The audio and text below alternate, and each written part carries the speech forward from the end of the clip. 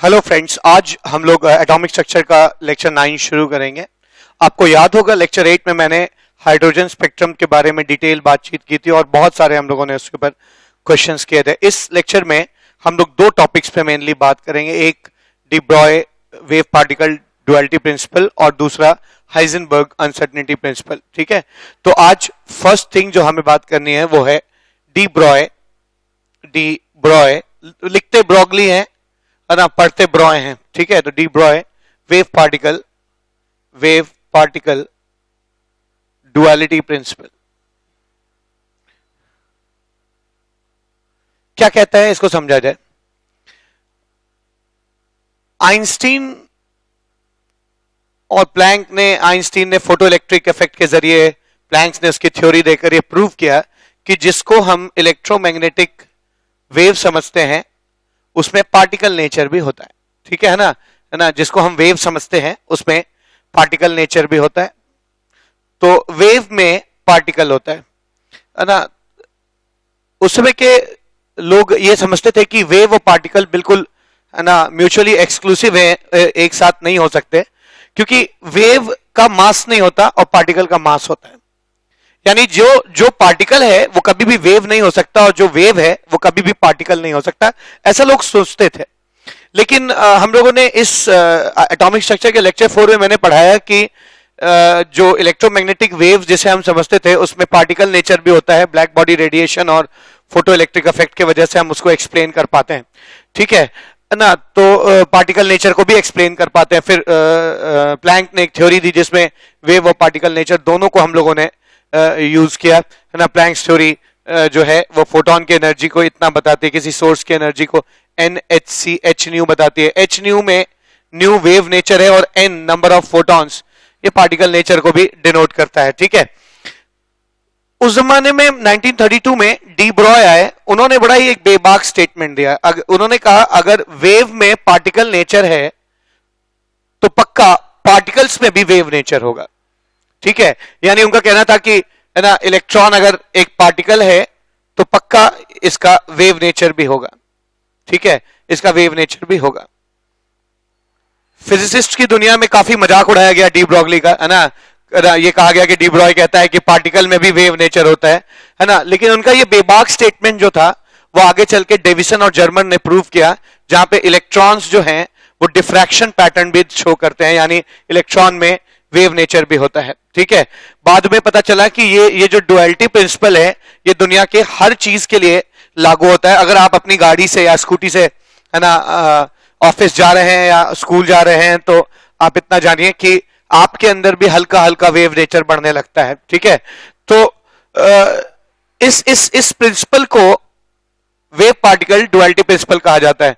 इस प्रिंसिपल के सही होते ही तहलका मच जाना था, क्योंकि आज तक हम एटम में इलेक्ट्रॉन को पार्टिकल मानकर कि एक इलेक्ट्रॉन एक पार्टिकल है और न्यूक्लियस के अराउंड घूमता रहता है, ये मानकर हमने सारे एटम की परिकल्पना की। हमने उसका रेडियस निकाला, हमने उसकी वेलोसिटी निकाली, फ्रीक्वेंसी, टाइम पीरियड, एनर्जी, सब कुछ उसको पार्टिकल मान के निकाला और लास्ट में पता चलता है कि यार वो तो उसमें पार्टिकल नेचर भी होता है और वेव नेचर भी होता है।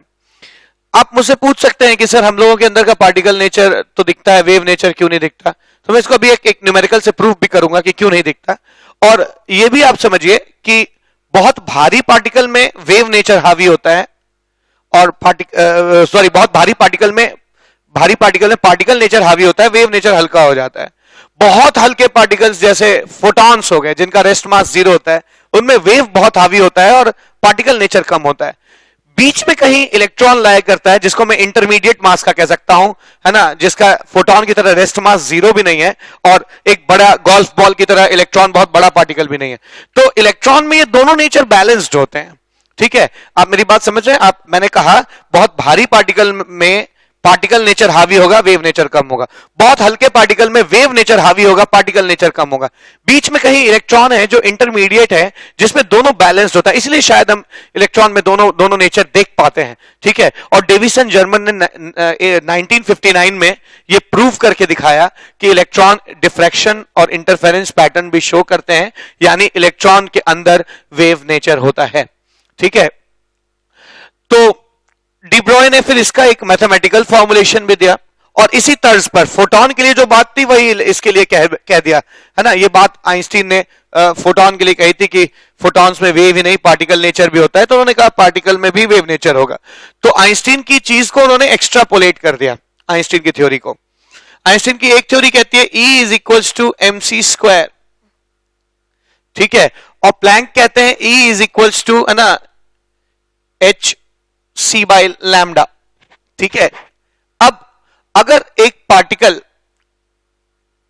जिसका मास m है वो वेव में चेंज हो जाता है तो उसकी एनर्जी hc बाई लैम्डा होगी। ये दोनों एनर्जीज सेम होनी चाहिए, ठीक है, ये दोनों एनर्जीज सेम होनी चाहिए। तो इसलिए उन्होंने क्या कहा, इन दोनों इक्वेशंस को इक्वेट कर दिया। इक्वेशन 1 है ये इक्वेशन 2 है, और कहा ये दोनों सेम अगर होंगे तो हम लिख सकते हैं hc by lambda is equal to mc square, c gets cancelled out, है ना। आप लिख सकते हैं lambda is equal to h by mc। ये it is valid for electromagnetic radiation, ठीक है। इलेक्ट्रोमैग्नेटिक रेडिएशन, या अगर बहुत साफ साफ बात करेंगे तो ये बात फोटॉन्स के लिए ट्रू थी, ठीक है, फोटॉन्स के लिए ट्रू थी। उन्होंने कहा अगर ये बात फोटॉन्स के लिए ट्रू है तो फिर यही बात किसी भी पार्टिकल के लिए भी ट्रू होनी चाहिए। यानी उन्होंने फोटॉन की स्पीड की जगह एक नॉर्मल स्पीड रख दी कि कोई पार्टिकल अगर v वेलोसिटी से मूव कर रहा है तो उसके अंदर एक वेव नेचर डेवलप होगा, और वेव नेचर जो होगा उसका वेवलेंथ जो होगा h बाई mv के बराबर होगा, ठीक है ना, h बाई mv के बराबर हो जाएगा। इसको उन्होंने h बाई p भी कहा, p is linear momentum and p is equal to mv, ठीक है। तो ये डी ब्रॉय ने एक बेबाक स्टेटमेंट दिया था, आगे चल के है ना 1932 में उन्होंने ये स्टेटमेंट दिया था, आगे चल के 1959 में से डेविसन और जर्मन ने प्रूव किया कि ये सही है, ठीक है। अब ये जो उन्होंने डी ब्रॉय ने ये जो स्टेटमेंट दिया वेव पार्टिकल वेव निकालने, अच्छा ध्यान दीजिएगा ये वेवलेंथ जो है वो एक इलेक्ट्रोमैग्नेटिक वेव की वेवलेंथ है, जबकि ये जो वेवलेंथ है ये एक पार्टिकल की है, पार्टिकल वेव की है, पार्टिकल वेव की है। तो अब मुझे पता चल रहा है, देखिए वेव्स कई तरह के होते हैं ना, साउंड वेव्स हो गए, है ना, इलेक्ट्रिकल वेव्स हो गई, मैग्नेटिक वेव्स हो गई, सेस्मिक वेव हो गई, भूकंप आता है तो सेस्मिक वेव्स होती हैं, ठीक है। ये सब अलग अलग तरह की वेव्स हैं। आज मैंने आपको या डी ब्रॉगली ने एक नई वेव बताई, कौन सी, पार्टिकल वेव। पार्टिकल वेव का wavelength lambda is equal to h by mv या h बाई p करके निकलता है। अब इस इक्वेशंस के कई वेरिएशंस हो सकते हैं, तो आइए उन वेरिएशंस पे बातचीत करते हैं। डी ब्रॉय वेवलेंथ में de Broglie wave equation wave particle duality principle के वेरिएशंस देखने से पहले आइए एक चीज और प्रूफ करते हैं, है ना। जो बोर के थ्योरी में प्रॉब्लम रह गई थी वो यहां पे आज एक्सप्लेन हो जाएगी। बोर की थ्योरी में ये कहा गया था कि खाली वही शेल्स या स्टेशनरी ऑर्बिट्स अलाउड है जहां पे इलेक्ट्रॉन का एंगुलर मोमेंटम जो होगा वो h बाई 2 का इंटीग्रल मल्टीपल होगा। इसको प्रूव नहीं कर पाए थे बोर, ठीक है। आगे चल के डी ब्रॉय ने इसको प्रूव करके दिखाया, या डी ब्रॉय के वेव पार्टिकल ड्युअलिटी प्रिंसिपल से बात प्रूव होती है कि आखिर स्टेशनरी ऑर्बिट्स के लिए एंगुलर मोमेंटम का h बाई 2 का इंटीग्रल मल्टीपल होना क्यों जरूरी है, ठीक है। जो भी व्यूअर्स इस वीडियो लेक्चर्स को देख रहे हैं मैं उनसे रिक्वेस्ट करूंगा कि आप अगर चाहते हैं कि आपको पूरा सब्जेक्ट अच्छे से समझ में आए तो वीडियो लेक्चर शुरू से देखिए और सीक्वेंस में देखिए। अगर आप किसी वीडियो लेक्चर को बीच से देखना शुरू करेंगे तो हो सकता है कि आपको थोड़ा बहुत समझने में दिक्कत आए, ठीक है, लेकिन अगर आप शुरू से देखेंगे तो मैं विश्वास लाता हूं कि it is as good as getting taught by a real teacher, ठीक है। आप आपके सामने टीचर पढ़ाए उतना ही अच्छा है ये कि आप इस वीडियो से भी उतना ही सीख सकते हैं। जितना हम लोग क्लास में डिलीवर करते हो पूरी चीजें यहाँ पे मैं उससे ज्यादा ही डिलीवर करता हूं, ठीक है। तो डी ब्रॉय के अनुसार नहीं, आप जानते हैं कि एंगुलर मोमेंटम होता कितना है। एक इलेक्ट्रॉन अगर मूव कर रहा है और उसका रेडियस वेक्टर इस तरफ है और वेलोसिटी वेक्टर इस तरफ है, ठीक है, तो आप कह सकते हैं कि एंगुलर मोमेंटम जो होता है वो r क्रॉस p होता है, ठीक है। r क्रॉस p यानी r into p is linear momentum, है ना। r क्रॉस mv लिख सकते हैं, m into r into v into sine, कितना एंगल है इस रेडियस वेक्टर और वेलोसिटी वेक्टर में, 90 डिग्री का, ठीक है, साइन 90 डिग्री लिख सकते हैं। इस चीज की वैल्यू 1 हो जाएगी, यानी एंगुलर मोमेंटम किसी भी इलेक्ट्रॉन का लिखा जा सकता है mvr, ठीक है। तो आप यहां पे लिख सकते हैं mvr is equal to nh by 2 pi, और 2 pi r 2 pi r is equals to NH by mv। ये 2 पाई मैंने इधर लाया और mv को मैं वहां ले गया। 2 pi r is equals to NH by h by mv को हम क्या लिख सकते हैं? h बाई mv को हम डी ब्रॉय वेवलेंथ लिख सकते हैं n लैम्डा। अब ये चीज जो है, ये चीज क्या कहती है समझिएगा आप, है ना। ये जो क्यों बोर्ड ने कहा कि खाली वही लोग स्टेशनरी होंगे, वही स्टेशनरी ऑर्बिट्स होंगे जिसमें एंगुलर मोमेंटम h बाई 2 पाई का इंटीग्रल मल्टीपल होगा, इसमें इलेक्ट्रॉन अपनी एनर्जी लूज नहीं करेंगे। इलेक्ट्रॉन इसलिए एनर्जी लूज नहीं करेंगे, वो यहां से एक्सप्लेन होता है। अगर आप, है ना, ऐसे किसी शेल में हैं जिसमें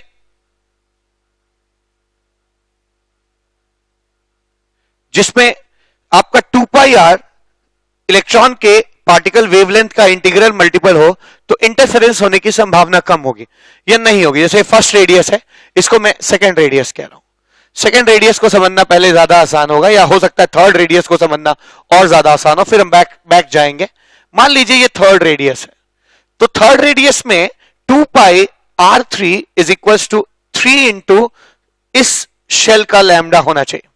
यानी क्या है ना, ये मैं इसी को इस्तेमाल कर रहा हूं। 2 pi r nth is equal to n into lambda of nth shell, where lambda is the particle wavelength. ठीक है, this is particle wavelength of electron, wavelength of electron, एक इलेक्ट्रॉन का पार्टिकल वेवलेंथ है ना, जो कि वैसे ही डी ब्रॉय वेव इक्वेशन से डी ब्रॉय इक्वेशन निकल जाएगा h बाई mv से। ठीक है, अब ये क्या कहता है कि सरकमफ्रेंस जो हो वो 3 लैम्डा के बराबर होगा। यानी इसको क्या किया, एक बार नीचे एक बार ऊपर, एक वेवलेंथ, 2 वेवलेंथ, 3 वेवलेंथ। अगर ये तीनों ये ठीक 2 पाई r के बराबर 3 वेवलेंथ होगा, तो इलेक्ट्रॉन के वेव एक दूसरे से इंटरफेरेंस नहीं करेंगे, एक स्मूथ वेव मूव करेगी, और चूंकि इंटरफेरेंस नहीं होगा इसलिए एनर्जी का लॉस नहीं होगा।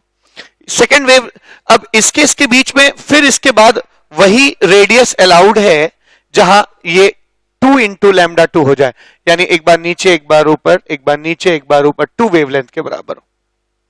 ठीक है, इसके बाद फिर वही अलाउड है जहां 2 pi r 1 is equal to 1 lambda के बराबर हो, यानी एक बार नीचे एक बार ऊपर, ऐसे ऐसे। अब अगर मैं इसको भी यहां रख दूं, ऐसे इसको मैं यहां रख दूं, ये फर्स्ट रेडियस, और अगर मैं इसको भी यहां रख दूं सेकंड रेडियस को, ठीक है, ये सेकंड रेडियस है, अगर मैं सेकंड रेडियस को भी यहां रख दूं, ऐसे एक बार नीचे एक बार ऊपर, एक बार नीचे एक बार ऊपर, ठीक है, तो खाली यही फर्स्ट सेकंड और थर्ड रेडियस अलाउड होंगे, ये फर्स्ट सेकंड और थर्ड रेडियस अलाउड होंगे। अगर इसके बीच में कोई भी हम रेडियस लेते हैं, मान लीजिए मैं, है ना, एक रेडियस लेता हूं जो r1 और r2 के बीच में है। ठीक है, ये r2 है, इनके बीच में एक रेडियस लेता हूं मैं ऑर्बिट का। अब होगा क्या, यहां पे जो वेव है वो पूरी तरह से एक दूसरे से जाकर इनिशियल पॉइंट और फाइनल पॉइंट कब मैच करता है, या तो r1 में करेगा या r2 में करेगा।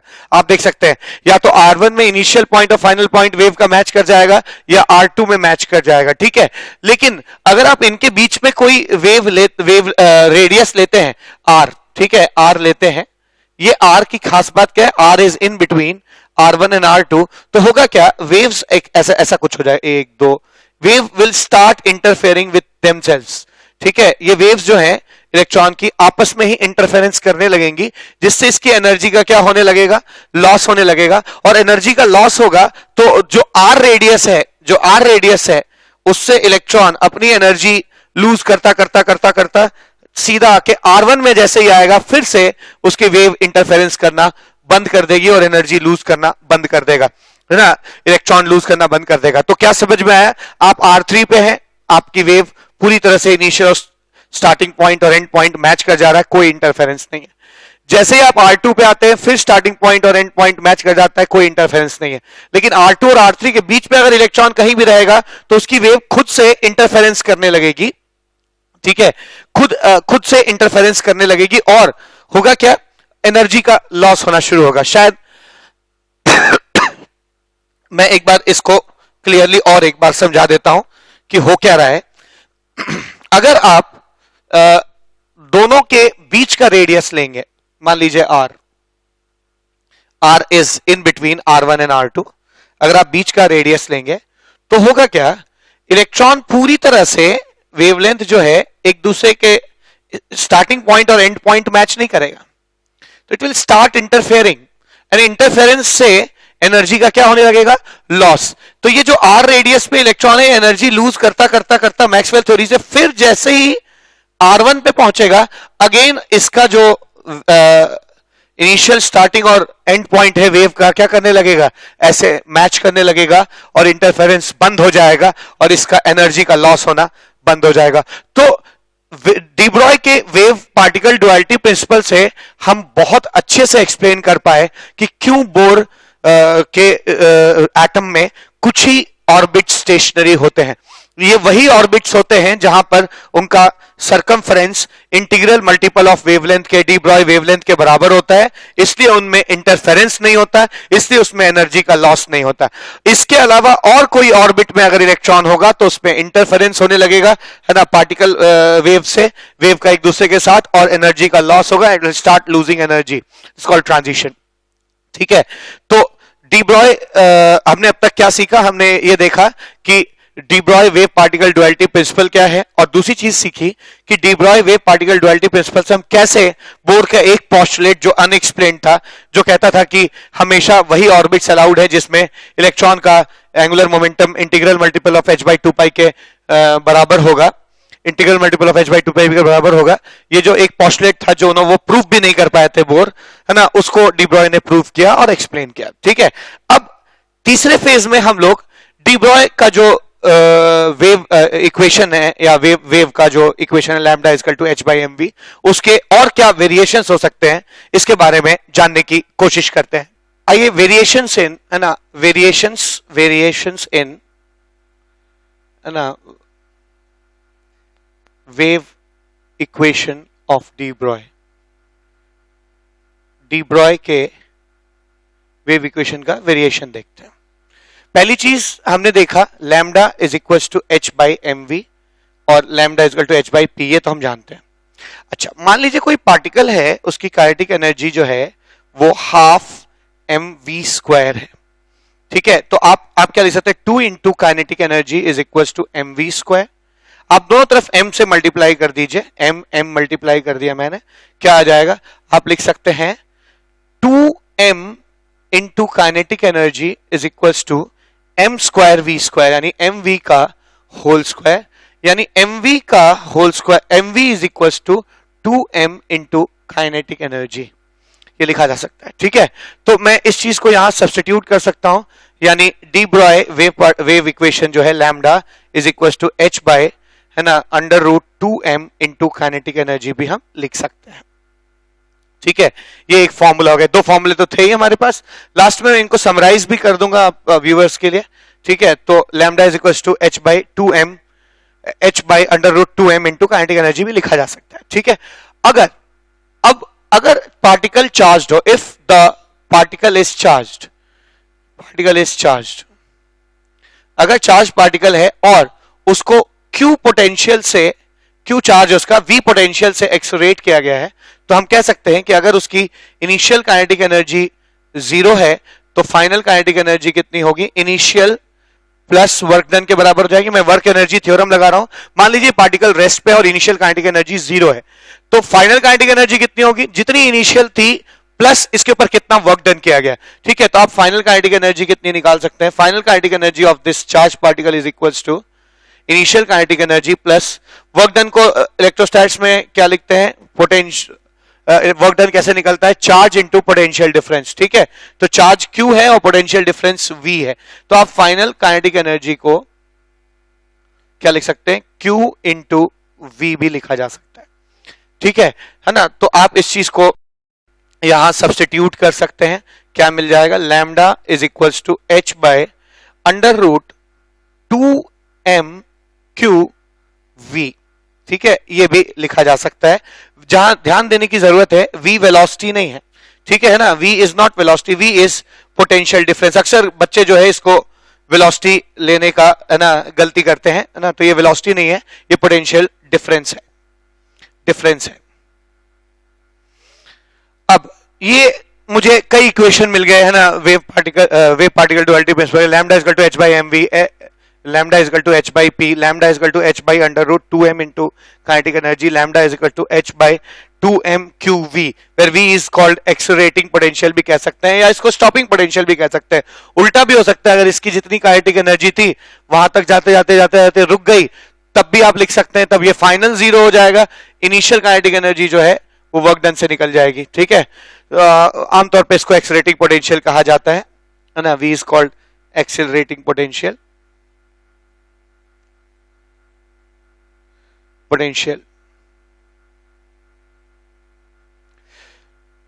अब इसमें क्या वेरिएशन आएगा अगर ये इलेक्ट्रॉन हो जाएगा। ठीक है, तो हम जानते हैं इलेक्ट्रॉन का हमें मास भी पता है और चार्ज भी पता होता है। ठीक है, तो हम इसको निकाल सकते हैं।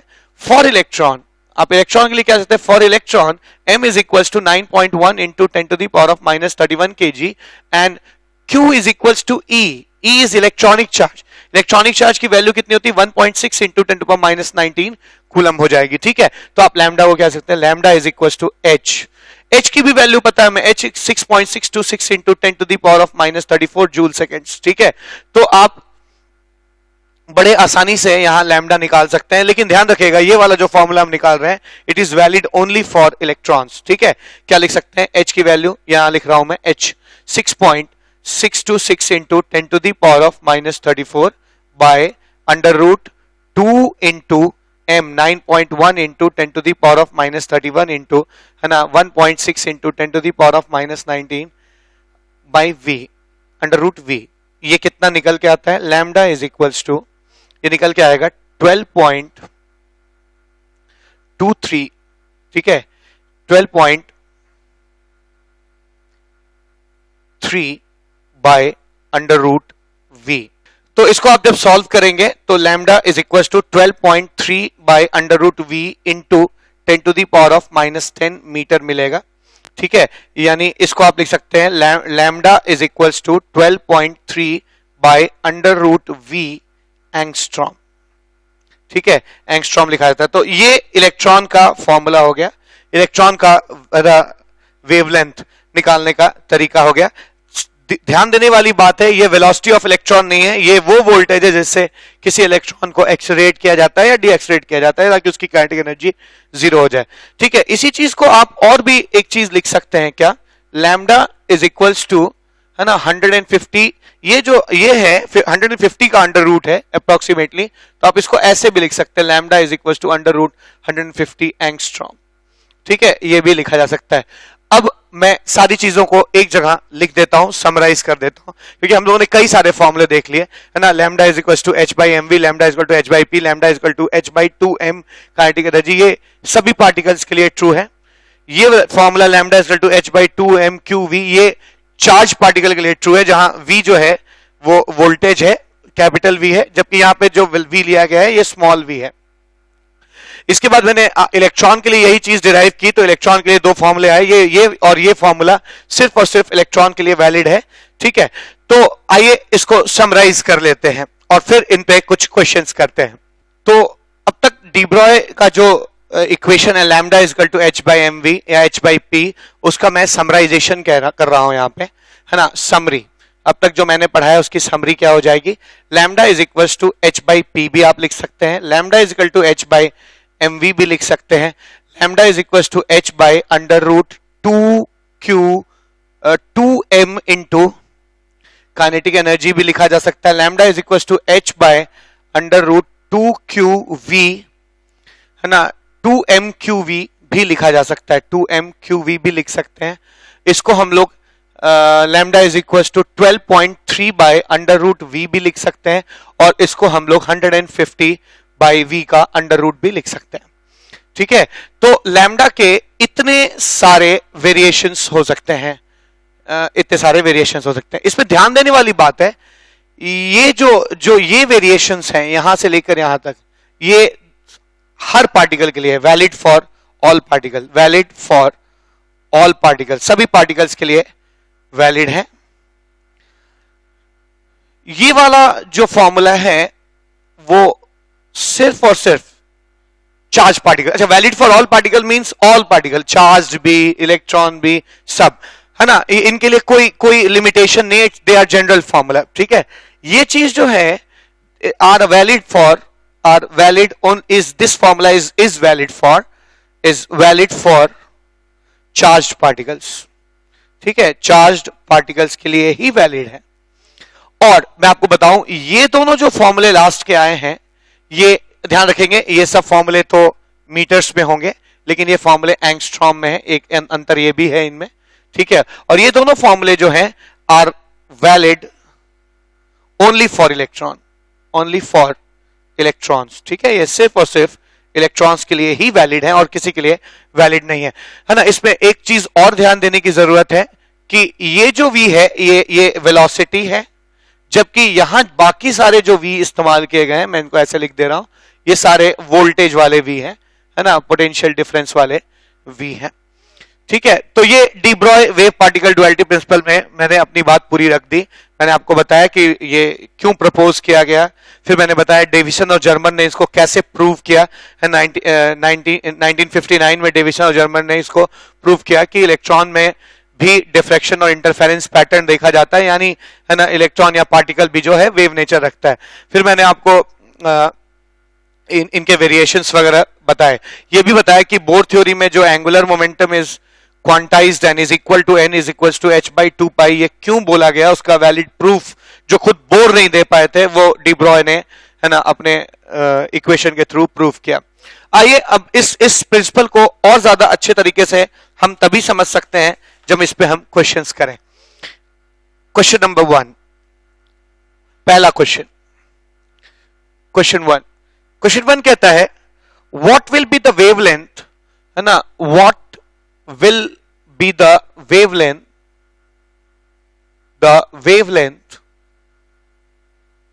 of a ball of mass 0.1 kg moving with a velocity of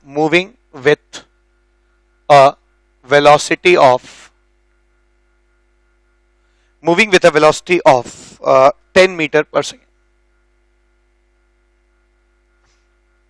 ठीक है, ये क्वेश्चन दिया है, बहुत सिंपल क्वेश्चन है।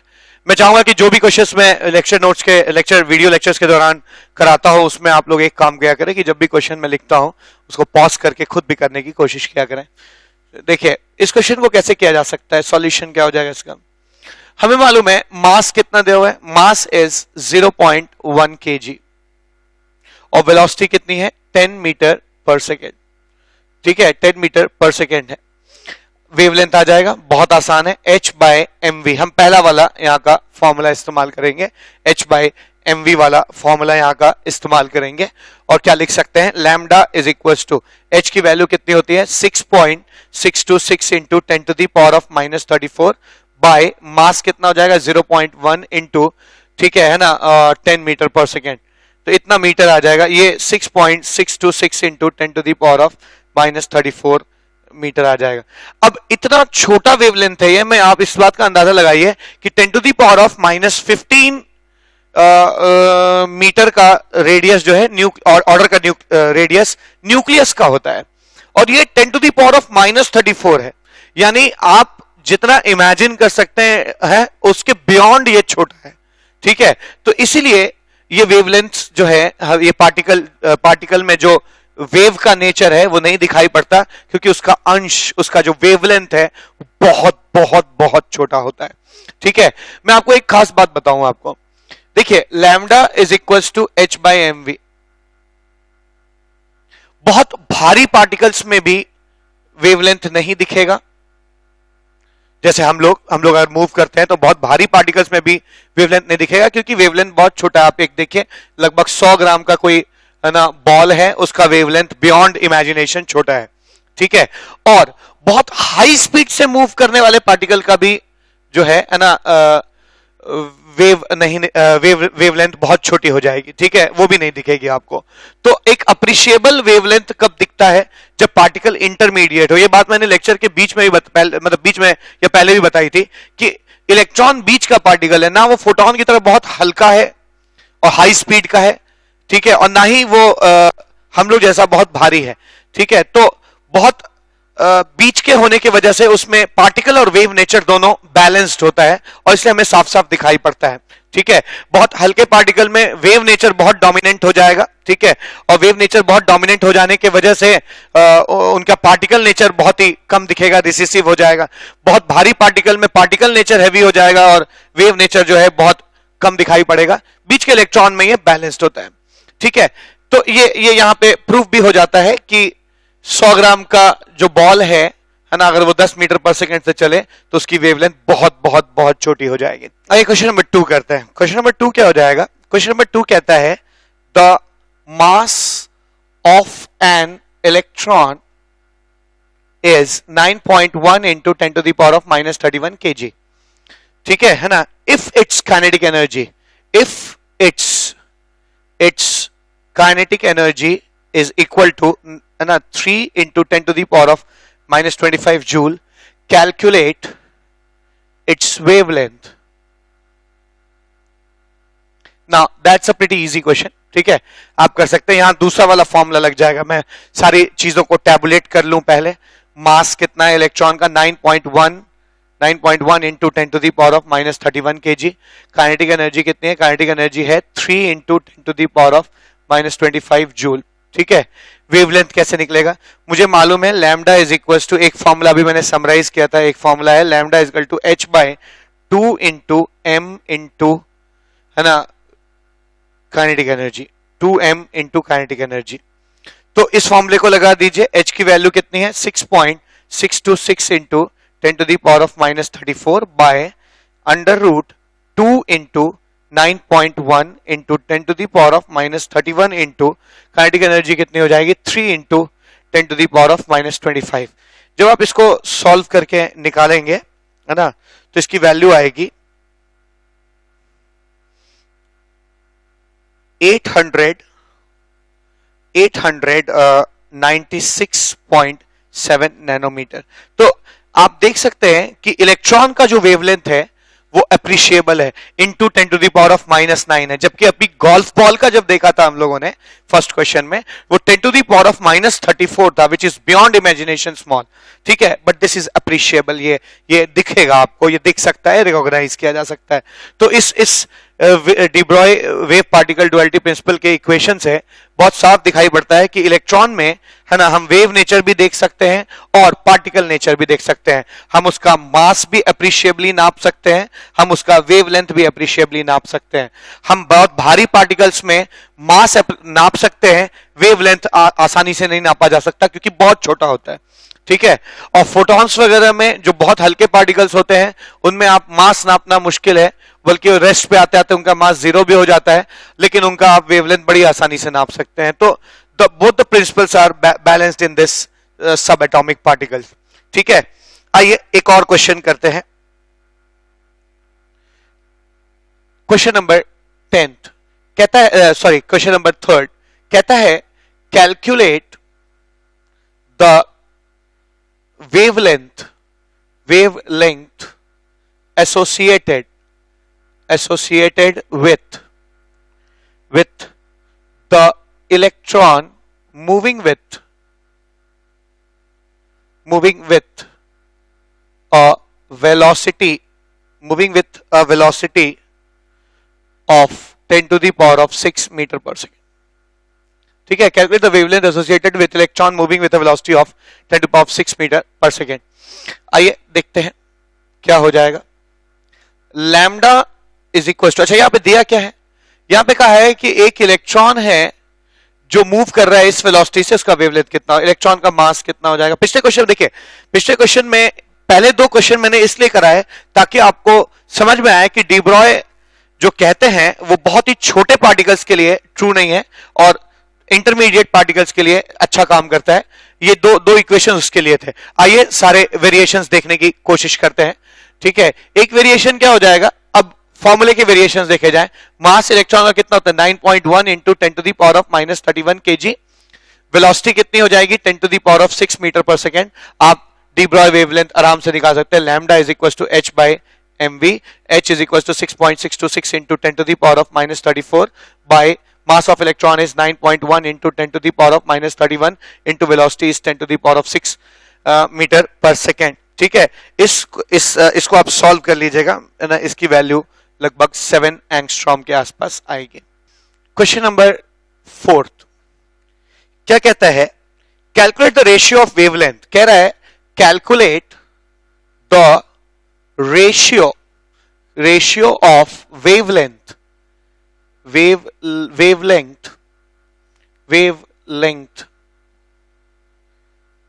calculate the ratio of wavelength for an alpha particle and proton accelerated through same potential difference। ठीक है, सेम पोटेंशियल डिफरेंस। बहुत अच्छा क्वेश्चन है, आइए इसको सीखते हैं। अगर एक अल्फा पार्टिकल और एक प्रोटॉन को सेम पोटेंशियल डिफरेंस से एक्साइट किया जाए तो उनके वेवलेंथ पार्टिकल वेवलेंथ का रेशियो क्या होगा। ठीक है, अल्फा पार्टिकल कहते किसे, हीलियम न्यूक्लियस को, जिसमें 2 प्रोटॉन और 2 न्यूट्रॉन होते हैं। ठीक है, और ये जो 2 इलेक्ट्रॉन होते हैं इसको हीलियम कहते हैं, हीलियम है। हीलियम के अगर दोनों इलेक्ट्रॉन हम निकाल दें तो जो बचता है इसको अल्फा पार्टिकल कहते हैं। जबकि एक प्रोटॉन जो होता है वो सिर्फ एक प्रोटॉन होता है ना, एक ऐसा प्रोटॉन होता है। हाइड्रोजन का न्यूक्लियस को हम प्रोटॉन कहते हैं, हीलियम के न्यूक्लियस को हम अल्फा पार्टिकल कहते हैं। ठीक है, तो de Broglie wavelength of alpha particle कितना आ जाएगा, h/2 इंटू मास m, या मैं पूरा ही इक्वेशन लिख देता हूं, 2m mass of alpha particle m q of alpha particle into potential difference through which it is accelerated.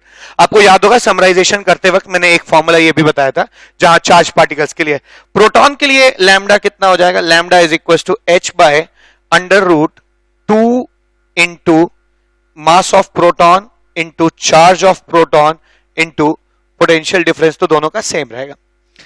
अब करना क्या है, यहां पर चार्ज कितना है, चार्ज यहां पे जो चार्ज अल्फा पार्टिकल का है वो 2e है, क्योंकि एक प्रोटॉन पर कितना चार्ज होता है, e, electronic charge 1.6 into 10⁻19 coulomb होता है। ठीक है, तो अल्फा पार्टिकल पर 2e चार्ज है और प्रोटॉन पर e चार्ज होता है। ठीक है, e चार्ज है, एक इलेक्ट्रॉनिक चार्ज होगा। इसका मास कितना होगा, अल्फा पार्टिकल का मास, देखिए प्रोटॉन और न्यूट्रॉन का मास 1 AMU होता है। ठीक है, तो 1 2 3 4 यानी ये 4 AMU हो जाएगा। AMU अगर किसी को नहीं पता तो बताऊं, एक atomic mass unit 1.67 into 10 to the power of -27 kg के बराबर होता है। ठीक है, ये 1/12 of mass of carbon atom होता है। तो mass of alpha particle 4 AMU है और charge on alpha particle 2e है ना, चार्ज ऑन प्रोटॉन e है और मास ऑफ प्रोटॉन जो है वो 1 AMU है।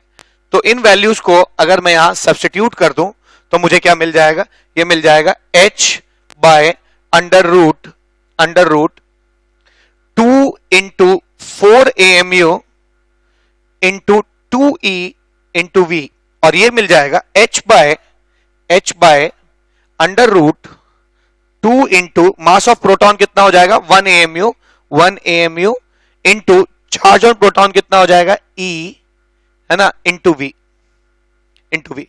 अब अगर आप इन दोनों का रेशियो ले लीजिए, यानी है ना alpha by this of proton, then this turns out to be, आप देख सकते हैं h और h कैंसिल हो जाएगा, 2 और 2 कैंसिल हो जाएगा, है ना, 1 AMU ये 4 ही रहेगा, v कैंसिल हो जाएगा और ये 2 ही रहेगा। तो इधर तो सारी चीजें कैंसिल हो गई, 4 2 8 बच जाएगा बस, तो ये बच जाएगा 1/√8, दैट इज आप कह सकते हैं lambda alpha by lambda proton is equal to 1/2√2, ये इसकी वैल्यू निकल के आएगी। ठीक है, ये काफी अच्छा क्वेश्चन था जिसमें हमने एक नया फॉर्मूला इस्तेमाल किया जिसमें है ना एक्सेलरेटिंग पोटेंशियल भी इन्वॉल्व था। Next question, question number 5, 5th question. ठीक है, हाइड्रोजन सैंपल, क्वेश्चन कहता है, बहुत अच्छा क्वेश्चन है ये, hydrogen sample is in first excited state, hydrogen sample जो है वो फर्स्ट एक्साइटेड स्टेट में है। ठीक है, state of photon of energy 8 electron volts is used to excite the hydrogen sample is used to excite the hydrogen sample. Find the de Broglie wavelength of electron. Now this is a very beautiful question. आइए इसका solution देखते हैं. मैं चाहूंगा कि viewers एक try खुद भी करें, अगर ना आए तभी आप इसको, है ना, इसका सॉल्यूशन देखें. क्वेश्चन कहता है hydrogen sample is in first excited state. जो लोग डायरेक्टली ये वीडियो लेक्चर नंबर 9 देख रहे हैं, मैं उनको सजेस्ट करूंगा कि लेक्चर नंबर 8, 7 और 6 भी शायद, है ना, देखिए. तब आपको excited state, binding energy, ionisation energy, ये सब सारी चीजें समझ में आएंगी. इलेक्ट्रॉन का जो फर्स्ट स्टेट है उसकी एनर्जी होती है -13.6. सेकेंड स्टेट की एनर्जी होती है -3.4 इलेक्ट्रॉन वोल्ट. सेकेंड स्टेट को ही फर्स्ट एक्साइटेड स्टेट कहा जाता है. ठीक है, फर्स्ट एक्साइटेड स्टेट कहते हैं. अब कहा जा रहा है कि एक इलेक्ट्रॉन अपने फर्स्ट एक्साइटेड स्टेट में है और उसके, देखिए, hydrogen sample is in first excited state. A photon of energy 8 electron volt is excited to is used to excite the hydrogen sample. एक फोटोन इसके ऊपर यूज किया जा रहा है. इस फोटोन की एनर्जी कितनी है? 8 इलेक्ट्रॉन वोल्ट है. ठीक है ना. तो इसके ऊपर ये फोटोन 8 इलेक्ट्रॉन वोल्ट का गिरता है. क्वेश्चन पूछा जा रहा है कि डी ब्रॉय वेवलेंथ कितना होगा इलेक्ट्रॉन का. ठीक है, तो इसमें कैच क्या है, आपको ये सोचना पड़ेगा कि 8 इलेक्ट्रॉन वोल्ट जो है, इससे ये इंफिनिटी तक जा सकता है, मतलब एटम के बाहर निकल सकता है, क्योंकि इनफाइनाइट स्टेट की एनर्जी जो है वो 0 होती है. तो फर्स्ट एक्साइटेड स्टेट और इनफाइनाइट स्टेट के बीच की एनर्जी का डिफरेंस आप निकाल सकते हैं 0 माइनस 3.4, यानी इसके बीच की एनर्जी का डिफरेंस जो है वो 3.4 इलेक्ट्रॉन वोल्ट ही है. ठीक है, तो आप यहां पर अगर principle of conservation of energy लगाते हैं, अगर आप कंजर्वेशन ऑफ एनर्जी लगाएंगे तो आप कह सकते हैं कि जितना एनर्जी फोटोन लेके आया उसमें से 3.4 इसको आयनाइज करने में चला गया. 3.4 इलेक्ट्रॉन वोल्ट आयनाइज करने में चला गया, और जो बचा वो काइनेटिक एनर्जी ऑफ फोटोन में चेंज हो गया, इलेक्ट्रॉन में चेंज हो गया होगा. और आपको मालूम है कि अगर निकलने के बाद इलेक्ट्रॉन की कुछ काइनेटिक एनर्जी है, अगर इलेक्ट्रॉन की कुछ काइनेटिक एनर्जी है तो पक्का उसका डी ब्रॉगली वेवलेंथ भी होगा. ठीक है, तो कैसे किया जाए, आप इलेक्ट्रॉन की काइनेटिक एनर्जी निकाल लिया जाए. Kinetic energy of the electron will turn out to be, कितना आ जाएगा, 8 माइनस 3.4 इलेक्ट्रॉन वोल्ट आ जाएगा. ये आ जाएगा 4.6 इलेक्ट्रॉन वोल्ट आ जाएगा. ठीक है, तो हम कह सकते हैं कि जो इलेक्ट्रॉन इसमें से निकला इस एटम से, देखिए 8 इलेक्ट्रॉन वोल्ट का जब फोटोन इस पे गिरेगा तो वो सेकेंड एक्साइटेड स्टेट से इनफाइनाइट स्टेट तक जाएगा और अपनी इतनी एनर्जी तो लूज कर जाएगा. पहले तो 8 इलेक्ट्रॉन वोल्ट इलेक्ट्रॉन को मिल जाएगा. अब इलेक्ट्रॉन की काइनेटिक एनर्जी 8 इलेक्ट्रॉन वोल्ट है, उसमें से 3.4 आयनाइज होने में खर्च होगी, बाकी जो है वो इलेक्ट्रॉन की काइनेटिक एनर्जी में चेंज हो जाएगी. ये रहा. अब आप कह सकते हैं कि अगर किसी इलेक्ट्रॉन के पास 4.6 इलेक्ट्रॉन वोल्ट एनर्जी है तो मैं कह सकता हूं कि इफेक्टिवली ऐसा मुझे लग रहा है जैसे इस एक इलेक्ट्रॉन को 4.6 वोल्ट से एक्सलेट किया गया है. अगर किसी इलेक्ट्रॉन के पास 4.6 इलेक्ट्रॉन वोल्ट एनर्जी होती है, इसका मतलब यही है कि उस एक इलेक्ट्रॉन को 4.6 वोल्ट से एक्सलेट किया गया है. और अगर हमें इलेक्ट्रॉन का एक्सलरेटिंग पोटेंशियल पता है तो हम उसका डी ब्रॉय वेवलेंथ या पार्टिकल वेवलेंथ तुरंत निकाल सकते हैं. कैसे निकाल सकते हैं, मैंने अभी इसी लेक्चर के दौरान एक फॉर्मूला बताया था, lambda is equal to 2.3 under root V angstrom. ये आ जाएगा 12.3 बाय अंडर रूट 4.6 एंगस्ट्रॉम. और इसकी वैल्यू जो निकल के आएगी, है ना, जो कैलकुलेटेड वैल्यू आएगी आप चेक कर लीजिएगा, वो 5.7 एंगस्ट्रॉम आएगी. यानी इसमें जो इलेक्ट्रॉन एटम छोड़कर निकलता है, इसकी जो वेवलेंथ है वो 5.7 एंगस्ट्रॉम होगा. ठीक है, तो ये एक बहुत अच्छा क्वेश्चन था.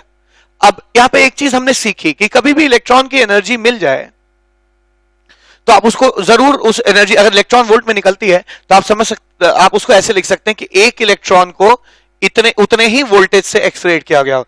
ये वोल्टेज आप अक्सर पार्टिकल का वेवलेंथ निकालने में यूज कर सकते हैं। ठीक है, सिक्स्थ क्वेश्चन क्या कहता है, एन इलेक्ट्रॉन, यही बहुत अच्छा क्वेश्चन है, an electron having initial kinetic energy of 6 electron volt is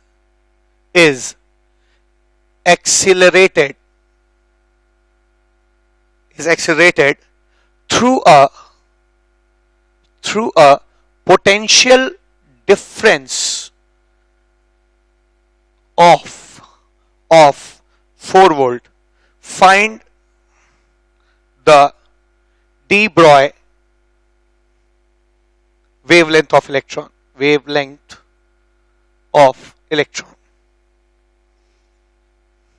ठीक है, तो ये अपने आप में एक अलग क्वेश्चन मिला मुझे।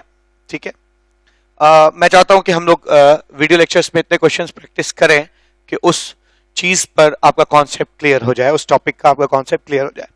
अब यहां पे आप देख सकते हैं कि एक इलेक्ट्रॉन है जिसकी initial kinetic energy 6 electron volt है। इसको 4 वोल्ट से एक्सेलरेट किया गया है, तो इसकी फाइनल काइनेटिक एनर्जी कितनी हो जाएगी, है ना।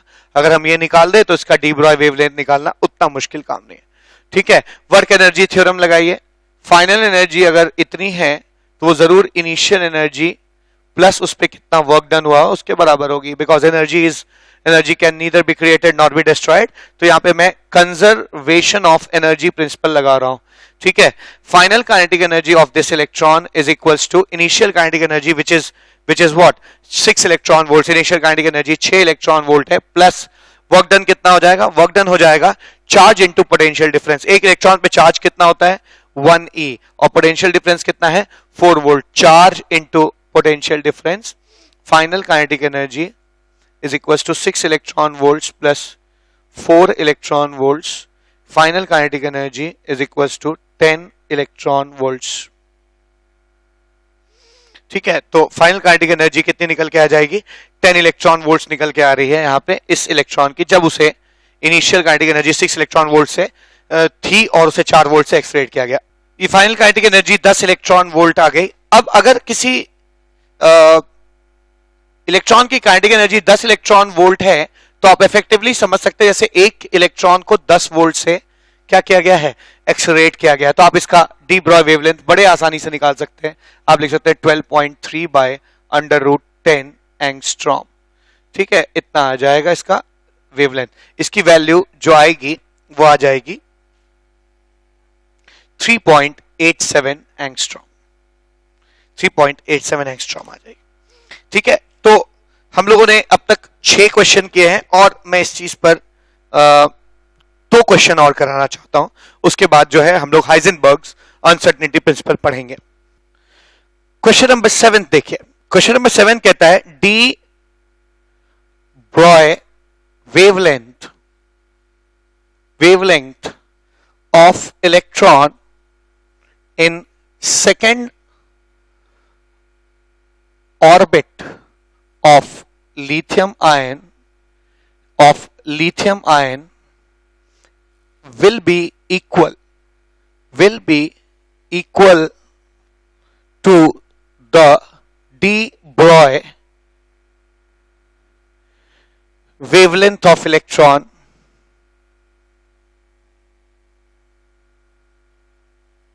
in A n is equals to 3 of hydrogen atom, B n is equals to 4 of C5 atom, C plus 5 atom, C n is equals to 6 of beryllium plus 3 atom, या D n is equals to 3 of helium ion. Now that is a very beautiful question है ना। आइए इसको सीखने की कोशिश करते हैं। कहा जा रहा है कि डी ब्रॉय वेवलेंथ इलेक्ट्रॉन का अगर second orbit of lithium ion में अगर कुछ है तो वो बराबर होगा इनमें से किसके। लिथियम आयन के सेकेंड ऑर्बिट का डी ब्रॉय वेवलेंथ क्या होगा, आप लिख सकते हैं 2 पाई r आप इसको ऐसे भी लिख सकते हैं, आप डायरेक्ट भी लिख सकते हैं ना, second orbit of lithium ion का डी ब्रॉय वेवलेंथ होगा H/mv2, ठीक है, H/mv कह सकते हैं, जहां है ना V2 मैंने इसलिए लिखा क्योंकि सेकेंड ऑर्बिट का है और लिथियम के सेकेंड ऑर्बिट का यहां पे मुझे है ना वेलोसिटी रखना है, ठीक है। कितनी निकल के आ जाएगी ये H/m इंटू 2.188। अब देखिए वेलोसिटी का मैंने फॉर्मूला बताया था, इलेक्ट्रॉन की वेलोसिटी का फॉर्मूला बोर्स थ्योरी में जो होता है, मैंने इसको लेक्चर नंबर 5 में बताया होगा। वेलोसिटी जो होती है 2.188 into 10⁻⁶ Z/n metre per second होती है, ठीक है। 2.188 into 10⁻⁶ Z/n metre per second होती है। तो ये मैंने लेक्चर नंबर 6 में पढ़ा है, आप उस वहां पे चेक कर सकते हैं। तो मैं यहां पे यही लिखने वाला हूं 2.188 इंटू 10⁻⁶ Z/n। तो Z/n जो मैं लिखूंगा Z/n वो ऊपर चला जाके n/z हो जाएगा। तो मैं यहां पर देख सकता हूं कि मैं अगर किसी और एटम के लिए, इनमें से किसी और एटम के लिए ये वेवलेंथ अगर निकालूंगा, उसमें भी मैं H और M तो आएगा ही आएगा, उसमें 2.188 इंटू 10⁻⁶ आएगा। जो वेरिएशन है वो N और Z का है। यानी मैं कह सकता हूं कि λ2 ऑफ लिथियम आयन क्या हो जाएगा, ये it will be proportional to n/z। ये n/z के प्रोपोर्शनल हो रहा है, ठीक है। तो बहुत सिंपल है, n/z सबका निकाल लेते हैं और जिसका n/z इतना ही आएगा, बाकी सारे फैक्टर्स तो सेम है, तो n/z जिसका यही आएगा है ना, लिथियम जैसा आएगा, वो उसका डी ब्रॉय वेवलेंथ लिथियम के सेकंड ऑर्बिट के इलेक्ट्रॉन के बराबर होगा। वैसे लिथियम का n/z कितना आ रहा है, लिथियम का जो n आ रहा है वो सेकंड ऑर्बिट है और z की वैल्यू 3 है, ठीक है, एटॉमिक नंबर 3 है। आइए अब ये मुझे चेक करना है कि n/z 2/3 अब इसमें से किसके लिए आ रहा है। हाइड्रोजन एटम का n/z कितना हो जाएगा, n है 3 और z है 1। तो ये तो इसका डी ब्रॉय वेवलेंथ लिथियम के सेकंड ऑर्बिट के डी ब्रॉय वेवलेंथ के बराबर नहीं होगा। सेकंड पॉइंट चेक करते हैं, n/z इसका कितना, तो n है 4 और कार्बन का z कितना हो जाएगा, कार्बन का एटॉमिक नंबर 6 होता है। हाँ, ये जरूर आंसर हो सकता है 2/3। तो ये एक आंसर तो मिल गया मुझे। मैं और आंसर चेक कर लेता हूं, है ना, कहीं मल्टीपल ना हो, ठीक है। बेरिलियम के लिए n/z की वैल्यू कितनी आ जाएगी, बेरिलियम के लिए n की वैल्यू है 6 और z की वैल्यू हो जाएगी 4, तो ये वैल्यू आ रही है 3/2, ठीक है, 3/2। ये भी हमारा आंसर नहीं है, ये भी नहीं है। हीलियम के लिए चेक कर लेते हैं, हीलियम के लिए n/z की वैल्यू आ जाएगी, n हो जाएगा 3 और z हो जाएगा 2, ये भी 3/2 आ रहा है, ये भी हमारा आंसर नहीं है। तो क्लियर है, it is pretty evident that the answer is B part, ठीक है, बी पार्ट है। तो ये बहुत अच्छा क्वेश्चन था जिसमें कहा गया कि सेकेंड ऑर्बिट में जो लिथियम के इलेक्ट्रॉन है उसका वेवलेंथ किस ऑर्बिट के, किस एटम के या आयन के बराबर होगा, तो ये हमने पता लगाया। आइए अब इस टॉपिक पे डी ब्रॉय वेवलेंथ पे लास्ट क्वेश्चन करने की कोशिश करते हैं, क्वेश्चन नंबर 8 करने की कोशिश करते हैं। क्वेश्चन कहता है कि एक इलेक्ट्रॉन, अब इस क्वेश्चन को मैं डायग्राम से ही समझा देता हूं। ये क्वेश्चन क्या कहता है कि एक इलेक्ट्रॉन रेस्ट पे है, यानी उसकी इनिशियल काइनेटिक एनर्जी 0 है, ठीक है, और उसको हम लोग शुरू में 100 वोल्ट से एक्सेलरेट करते हैं, ठीक है, 100 वोल्ट से एक्सेलरेट किया जाता है। इस समय इसकी काइनेटिक एनर्जी कुछ होगी, इस समय इसका वेवलेंथ λ1 है, ठीक है। फिर कहा जा रहा है कि इसको 19 वोल्ट से रिटार्ड किया गया, ठीक है, 19 वोल्ट से रिटार्ड किया गया, इसको डीएक्सेलरेट किया गया। इस समय जो इसकी काइनेटिक एनर्जी 2 है, उस समय इसका कॉरेस्पॉन्डिंगली वेवलेंथ जो है λ2 है, ठीक है। और फिर कहा गया इसको दोबारा फिर से रिटार्ड किया गया है, अब की बार 32 वोल्ट से, ठीक है, 32 वोल्ट से रिटार्ड किया गया है।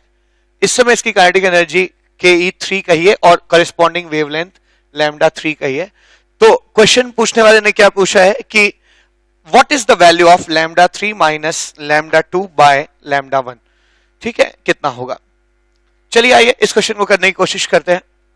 इस क्वेश्चन में क्या कर सकते हैं आप, इनिशियल काइनेटिक एनर्जी 0 है, फाइनल काइनेटिक एनर्जी कितनी होगी, initial kinetic energy plus work done, work done. ये मैंने हमेशा अभी इस क्वेश्चन में कई बार ऐसे क्वेश्चन किए हैं जिसमें हम लोगों ने इनिशियल काइनेटिक एनर्जी जितनी होती है final kinetic energy initial plus work done होता है। वर्क डन कितना होगा, एक इलेक्ट्रॉन पे चार्ज कितना है 1e है, मैं मैग्नीट्यूड ले रहा हूं 1e into 100, 1e into 100 volt is 100 electron volt. तो यहां पर जो इलेक्ट्रॉन है उसकी इफेक्टिव काइनेटिक एनर्जी जो निकल के आ रही है ना, वो 100 इलेक्ट्रॉन वोल्ट आ रही है।